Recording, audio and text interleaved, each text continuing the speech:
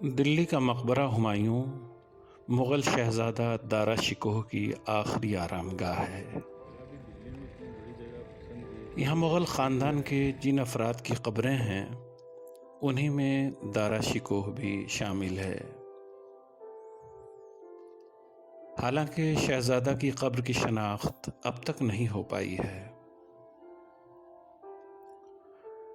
دارا شکوہ کے بارے میں کہا جاتا ہے کہ وہ اگرچہ شاہی گھرانے میں پیدا ہوا تھا مگر اس کے اندر روح ایک درویش جیسی تھی۔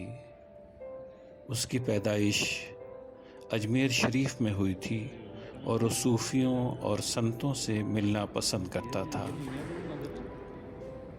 وہ خود بھی اپنے دور کے ایک صوفی ملا شاہ قادری کا مرید تھا۔ وہ دوسرے آزاد مشرب صوفیوں اور سنتوں سے بھی لگاؤ رکھتا تھا اور ان سے رابطہ میں رہتا تھا۔ شہزادہ دارا شکوہ نے اپنے ایک خط میں واضح طور پر تسلیم کیا ہے کہ وہ سرمد، بابا پیارے، شاہ محمد دلربا، میاں باری، محسن فانی کشمیری، شاہ فتح اللہ قلندر، شیخ سلیمان مصری قلندر، شاہ محب اللہ الہ آبادی جیسے صوفیہ کی صحبت میں رہا۔ وہ شیخ محب اللہ الہ آبادی کا مداح تھا جو علم ظاہری و باطنی میں بڑا مرتبہ رکھتے تھے۔ اسی طرح دلی کے ایک بزرگ سرمد کے قتل کا سبب دارا سے تعلقات کو ہی بتایا جاتا ہے۔ شہزادہ نے کئی کتابیں تصنیف کی ہیں جن میں سکینۃ الاولیاء اور سفینۃ الاولیاء مشہور ہیں۔ ان کتابوں میں صوفیہ اور بزرگان دین کے حالات زندگی، عبادات اور کرامات کو بیان کیا گیا ہے۔ شہزادہ مذہبی معاملے میں غیر متعصب تھا اور سبھی مذاہب کے لوگوں کا احترام کرتا تھا۔ یہی سبب ہے کہ سکھوں کے گروؤں سے اس کے بہت اچھے اور خوشگوار تعلقات تھے اور سکھوں کی ہمدردیاں بھی اسے حاصل تھیں۔ مگر اقتدار کی جنگ میں شاہجہاں کے سب سے لاڈلے بیٹے کو اپنی جان گنوانی پڑی۔ مغل شہزادہ دارا شکوہ تصوف اور یوگ کا عالم تھا۔ وہ علماء اسلام کے علاوہ سادھوؤں، سنتوں اور ہندو دھرم کے گیانیوں سے ملتا رہتا تھا۔ اس کے اتالیق اور شاہجہاں کے دیوان چندربھان برہمن خود تصوف اور یوگ کے عالم تھے۔ بابا لال بیراگی کا ذکر انہوں نے اپنی ایک کتاب مکالمہ دارا شکوہ بابا لال بیراگی میں کیا ہے، جو شہزادہ سے ملے تھے اور شہزادہ نے ان سے کئی سوالات پوچھے تھے۔ شہزادہ نے صوفیوں اور یوگیوں کے نظریات کے تقابل کے سلسلے میں ایک رسالہ بھی تحریر کیا تھا جس کا نام مجمع البحرین ہے۔ شہزادہ نے خود لکھا ہے کہ اس رسالہ میں صوفیاء اسلام اور جوگیان ہند کے تصوف معاہدہ کی ہم نے تحقیق کی ہے۔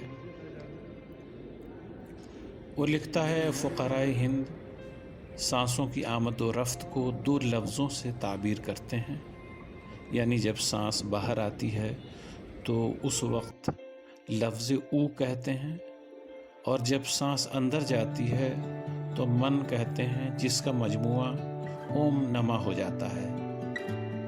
اور صوفیاء اسلام بجائے اوم نما کے ہو اللہ کا شغل کرتے ہیں، یعنی جب سانس باہر جاتی ہے تو ہو کہتے ہیں اور جب اندر آتی ہے تو اللہ کہتے ہیں۔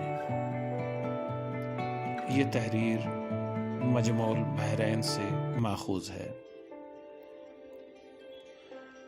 مجمع البحرین کے مطابق فقراء ہند کا نظریہ ہے کہ صفات الہیہ تین ہیں جنہیں ترگن کہتے ہیں۔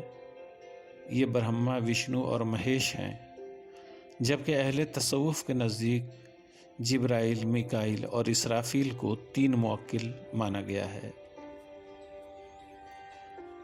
مجموعی طور پر دیکھیں تو صوفیوں اور یوگیوں کے نظریات میں کئی سطح پر مماثلت ہے، جس کا مطلب یہ ہے کہ انہوں نے ایک دوسرے کے اثرات قبول کیے ہیں۔ صوفیہ کے ہاں ذکر جلی، ذکر خفی اور حبس دم کے تصورات بھی ہیں، جن کے بارے میں بعض لوگوں کا ماننا ہے کہ یہ یوگیوں سے ماخوذ ہیں۔ رامائن کا ایک فارسی نسخہ وہ بھی دستیاب ہوا ہے جو شہزادہ دارا شکوہ کا ہے۔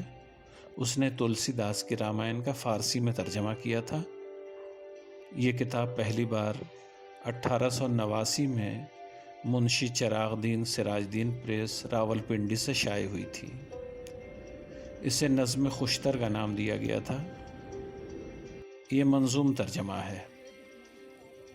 جموں یونیورسٹی میں تاریخ کی ایک سینئر استاد سمن جموال کے مطابق دارا شکوہ سنسکرت کا بڑا جانکار تھا اور اس نے متعدد سنسکرت کتابوں کو فارسی میں منتقل کیا تھا، جن میں اپنشد اور رامائن بھی شامل ہیں۔